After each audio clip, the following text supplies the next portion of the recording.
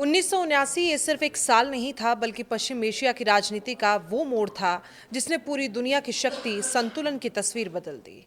इससे पहले अमेरिका और ईरान बेहद करीबी सहयोगी थे। ईरान में शाह मोहम्मद रजा पहलवी की सरकार अमेरिका की सबसे भरोसेमंद सहयोगियों में गिनी जाती थी। अमेरिका ने ईरान को आधुनिक हथियार, इसके अलावा भी कई आर्थिक मदद की, क्षेत्रीय ताकत के रूप में विकसित किया। लेकिन 1979 के इस्लामिक क्रांति ने सब कुछ बदल दिया। शाह की सत्ता चली गई और रूहुल्लाह खुमैनी के नेतृत्व में एक नई इस्लामिक सरकार सत्ता में आई। नई सरकार ने अमेरिका को अपना सबसे बड़ा विरोधी घोषित कर दिया और यहीं से शुरू हुई वो दुश्मनी जिसकी गूंज आज भी सुनाई देती है। क्रांति के कुछ ही महीनों बाद दुनिया ने एक ऐसी घटना देखी जिसने दोनों देशों के रिश्तों को लगभग खत्म कर दिया है। तेहरान स्थित अमेरिकी दूतावास पर कब्जा कर लिया गया।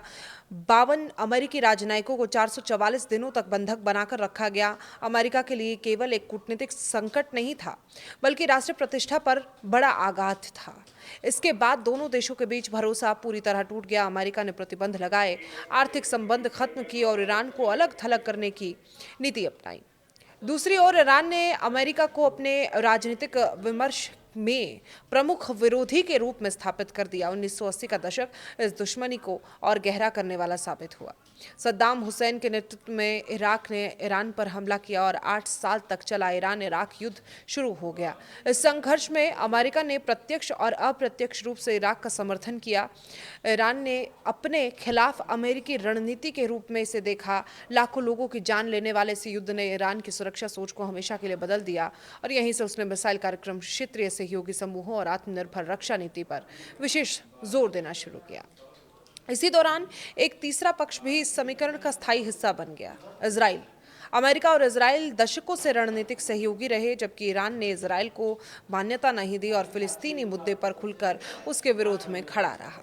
धीरे धीरे ये टकराव सिर्फ दो देशों के बीच नहीं रहा बल्कि पूरे पश्चिम एशिया में प्रभाव की लड़ाई बन गया। लेबनान में सशस्त्र समूहों का समर्थन, सीरिया में बढ़ता प्रभाव, इराक और यमन में अलग अलग गुटों का समर्थन, इन सब ने क्षेत्रीय प्रतिस्पर्धा को और जटिल बना दिया। 1990 और 2000 के दशक में विवाद का केंद्र बदलकर ईरान का परमाणु कार्यक्रम बन गया। ईरान का कहना था कि उसका परमाणु कार्यक्रम बिजली उत्पादन, चिकित्सा और वैज्ञानिक अनुसंधान जैसे शांतिपूर्ण उद्देश्यों के लिए है। लेकिन अमेरिका, इजराइल और कई पश्चिमी देशों को आशंका थी कि इस तकनीक का इस्तेमाल परमाणु हथियार बनाने की दिशा में किया जा सकता है।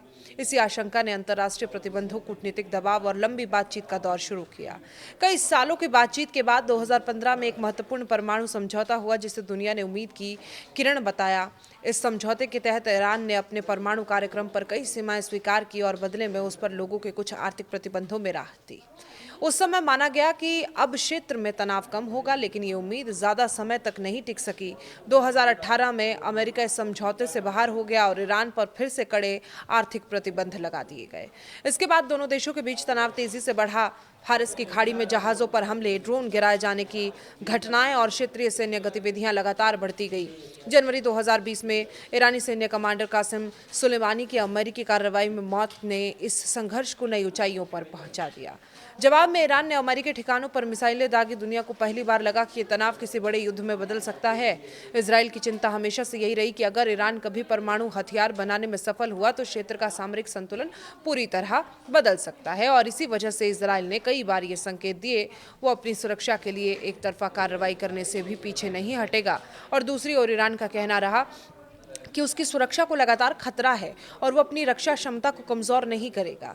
इस तरह दोनों पक्षों की सुरक्षा चिंताएं एक दूसरे के लिए खतरा बनी चली गई। अब सवाल उठता है कि अगर कभी युद्ध विराम या कोई एमओयू भी हो जाए तो क्या उससे लगभग 45 साल पुरानी दुश्मनी खत्म हो सकती है? इसका जवाब इतना आसान नहीं है। किसी भी युद्ध विराम का उद्देश्य गोलीबारी रोकना होता है, लेकिन वो उन कारणों को खत्म नहीं करता जिनकी वजह से संघर्ष शुरू हुआ था। अमेरिका और ईरान के बीच विवाद केवल सैन्य नहीं है, इसमें विचारधारा, क्षेत्रीय प्रभाव, परमाणु कार्यक्रम, प्रतिबंध, सुरक्षा चिंताएं और दशकों का अविश्वास शामिल है। इसलिए एक समझौता तनाव कम कर सकता है, लेकिन इतिहास अपने आप नहीं बदल जाता। यही कारण है कि जब भी पश्चिम एशिया में संघर्ष रुकने की खबर आती है, दुनिया राहत की सांस लेती तो है, लेकिन पूरी तरह निश्चिंत नहीं हो पाती, क्योंकि ये सिर्फ दो देशों का विवाद नहीं है बल्कि कई देशों, कई हितों और कई दशकों की प्रतिस्पर्धा का परिणाम है। एक तरफ अमेरिका और इजराइल की सुरक्षा रणनीति है, दूसरी तरफ ईरान की क्षेत्रीय नीति और सुरक्षा चिंताएं। जब तक इन मूल मुद्दों पर स्थानीय राजनीतिक समाधान नहीं निकलता, तब तक कोई भी युद्ध विराम या समझौता स्थायी शांति की गारंटी नहीं माना जा सकता। और यही इस पूरे संकट की सबसे बड़ी सीख है। युद्ध अक्सर कुछ दिनों में शुरू हो जाते हैं, लेकिन दुश्मनियां दशकों में बनी रहती है। और जिन संघर्षों की जड़ें इतिहास, विचारधारा और भू राजनीति में हो, उन्हें केवल एक दस्तावेज या एक एमओयू से समाप्त नहीं किया जा सकता। इस खबर पर आपकी क्या राय है, कमेंट बॉक्स में जरूर शेयर करें। चैनल को सब्सक्राइब करें। फिलहाल के लिए मुझे दीजिए इजाजत। नमस्कार।